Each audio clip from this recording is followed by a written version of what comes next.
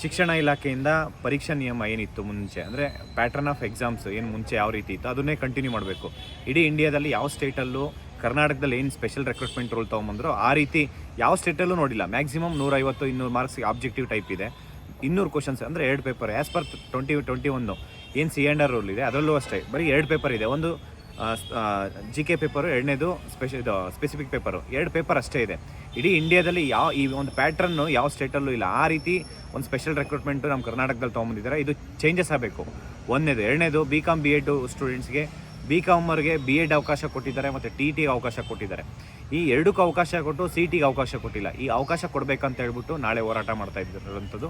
ಎಲ್ಲರೂ ಆಸ್ಪಿರೆಂಟ್ಸ್ ಈ ಒಂದು ಹೋರಾಟಕ್ಕೆ ಬರಬೇಕು. ಮತ್ತು ಬೀಟ್ ಫಾರೆಸ್ಟ್ ವಾಚರು ಮತ್ತು ಬೀಟ್ ಫಾರೆಸ್ಟ್ ಆಫೀಸರು ಏನು ನೋಟಿಫಿಕೇಷನ್ಸ್ ಇದೆ, ಈ ಒಂದು ನೋಟಿಫಿಕೇಷನ್ಸು ಡೈರೆಕ್ಟ್ 10th ಮತ್ತು PUC ಪರ್ಸೆಂಟೇಜ್ ಮೇಲೆ ತೊಗೊತಾ ಇದ್ದಾರೆ. ಈ ಹಿಂದೆ ಹಲವಾರು ಅಂದರೆ ವಿಲೇಜ್ ಅಕೌಂಟೆಂಟ್ ಆಫೀಸರ್ಸ್ ಇರ್ಬೋದು ಮತ್ತು BMTC ಕಂಡಕ್ಟ್ರು, ಡ್ರೈವರು ಎಲ್ಲನೂ ಪರ್ಸೆಂಟೇಜ್ ಮೇಲೆ ತೊಗೊತಾ ಇದ್ರು. ಆಫ್ಟರ್ ಕೋವಿಡ್ ನಾವು ಕಂಟಿನ್ಯೂಸ್ ಆಗಿ ಹೋಗಿ ಮನವಿ ಮಾಡ್ಕೊಂಡಾದ್ಮೇಲೆ ಎಲ್ಲ ಎಕ್ಸಾಮ್ಸ್ ಥ್ರೂ ರಿಕ್ರೂಟ್ಮೆಂಟ್ ಮಾಡ್ತಾಯಿದ್ದಾರೆ.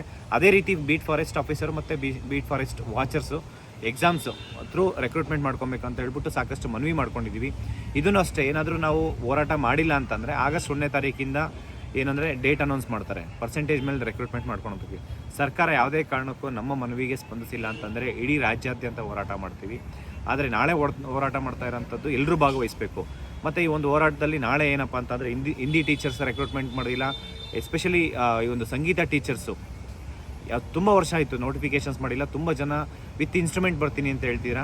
ಎಲ್ಲರೂ ದಯಮಾಡಿ ಈ ಒಂದು ಹೋರಾಟಕ್ಕೆ ಭಾಗವಹಿಸಬೇಕು. ಮತ್ತು ಚಿತ್ರಕಲೆ ಟೀಚರ್ಸ್ ಇರ್ಬೋದು, maths teachers, Hindi teachers, Kannada teachers ಸುಮಾರು 10 ವರ್ಷದಿಂದ ಕನ್ನಡ ಟೀಚರ್ಸ್ ತೊಗೊಂಡಿಲ್ಲ. ಲಾಸ್ಟ್ 2016ನಲ್ಲಿ ನೋಟಿಫಿಕೇಷನ್ಸ್ ಆಗಿ 17ನಲ್ಲಿ ಆಗಿರೋ ನೋಟಿಫಿಕೇಷನ್ಸ್ ಇಂದ ಇಲ್ಲಿವರೆಗೂ ಕನ್ನಡ ಟೀಚರ್ಸ್ ತೊಗೊಂಡಿಲ್ಲ. ಕನ್ನಡ ಟೀಚರ್ಸ್ ತೊಗೊಬೇಕು. ಮತ್ತು BPED ಇರ್ಬೋದು, CPET ಇರ್ಬೋದು ಅವಕಾಶ ಕೊಡಬೇಕು. ದೈಹಿಕ ಶಿಕ್ಷಕರ ನಂಬರ್ ಆಫ್ ವೇಕೆನ್ಸಿ ಜಾಸ್ತಿ ಮಾಡಬೇಕು. ಮತ್ತು ಪ್ರೈಮರಿ ಸ್ಕೂಲ್ ಟೀಚರ್ PSTR, ಅದರಲ್ಲೂ ಕಲ್ಯಾಣ ಕರ್ನಾಟಕದಲ್ಲಿ ಸುಮಾರು 4424 post PSTR primary school teachers recruitment ಮಾಡ್ತೀವಿ ಅಂತ ಹೇಳ್ಬಿಟ್ಟು 2 ವರ್ಷ ಮುಂಚೆ ಹೇಳಿದರು. ಆದರೆ ಇವಾಗ ಏನು ನೋಟಿಫಿಕೇಷನ್ಸ್ ಮಾಡಬೇಕಾದ್ರೆ ಫೈನಾನ್ಷಿಯಲ್ ಡಿಪಾರ್ಟ್ಮೆಂಟಿಂದ ಅಪ್ರೂವಲ್ ತೊಗೊಬೇಕಾದ್ರೆ ಬರೀ 28 ಪೋಸ್ಟ್ ಇತ್ತು. ಅದನ್ನು 800 ಪೋಸ್ಟ್ ಇನ್ಕ್ರೀಸ್ ಮಾಡಿಸಿದ್ವಿ. ಅದ್ರ ನಂತರ ಅದನ್ನು ನಾವು ನಂಬರ್ ಆಫ್ ಪೋಸ್ಟ್ ಜಾಸ್ತಿ ಮಾಡಿಸ್ಬೇಕು ಅಂತ ಹೇಳ್ಬಿಟ್ಟು ಪ್ರಿಯಾಂಕ್ ಖರ್ಗೆ ಸರ್ ಆಗಿರ್ಬೋದು, ಕಲ್ಯಾಣ ಕರ್ನಾಟಕದಲ್ಲಿ ಅಂದರೆ KKRDBದು ಅಜಯ್ ಸಿಂಗ್ ಅವರೇನು ಅಧ್ಯಕ್ಷರಿದ್ದಾರೆ ಅವ್ರಿಗೂ ಮೀಟ್ ಮಾಡಿ ಸಾಕಷ್ಟು ಮನವಿ ಮಾಡ್ಕೊಂಡಿದ್ವಿ. ಸರ್ಕಾರ ರೆಡಿ ಇದ್ರೂ ಇಲ್ಲಿ ಇಲಾಖೆ ರೆಡಿ ಇಲ್ಲ.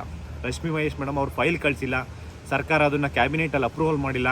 ಇದನ್ನು ಎಲ್ಲ ಖಂಡಿಸಿ ಆ್ಯಸ್ ಪರ್ 371J ಪ್ರಕಾರ ಅಪ್ ಟು 80% ಫೈನಾನ್ಷಿಯಲ್ ಡಿಪಾರ್ಟ್ಮೆಂಟಿಂದ ಅಪ್ರೂವಲೇ ಬೇಕಿಲ್ಲ.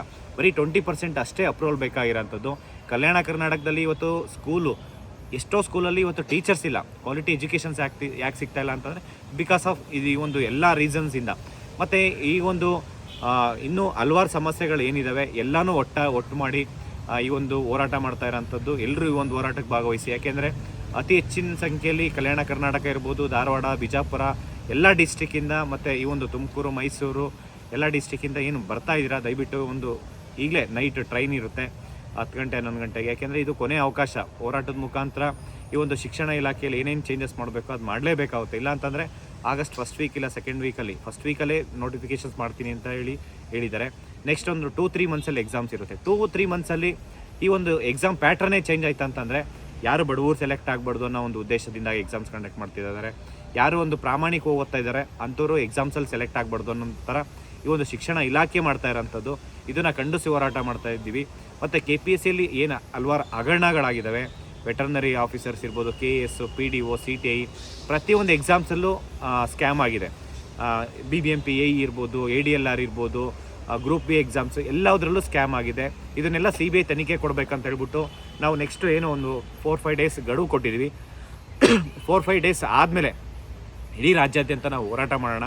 ಈ ಒಂದು ಶಿಕ್ಷಣ ಇಲಾಖೆ ಮತ್ತು KPSCಯಲ್ಲಿ ಆಗ್ತಿರೋಂಥ ಭ್ರಷ್ಟಾಚಾರ ಕಂಪ್ಲೀಟ್ KPSC ಬ್ಯಾನ್ ಮಾಡಬೇಕು. ಆಗಿರೋಂಥ ಎಕ್ಸಾಮ್ಸ್ಗೆ ಒಂದು CBI ತನಿಖೆ ಮಾಡಬೇಕು.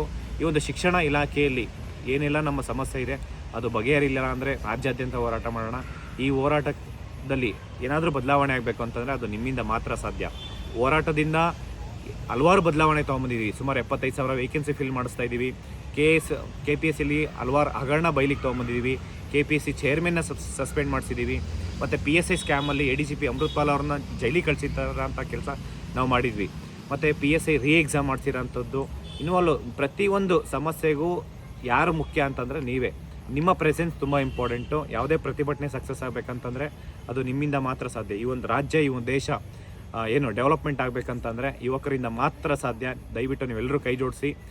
ನೀವೆಲ್ಲ ಕೈ ಜೋಡಿಸೋದ್ರಿಂದ ಈ ಒಂದು ಹೋರಾಟ ಒಂದು ಯಶಸ್ವಿ ಆಗುತ್ತೆ. ಎಲ್ರಿಗೂ ಒಳ್ಳೆಯದಾಗಲಿ. Thank you so much. ನಮಸ್ಕಾರ.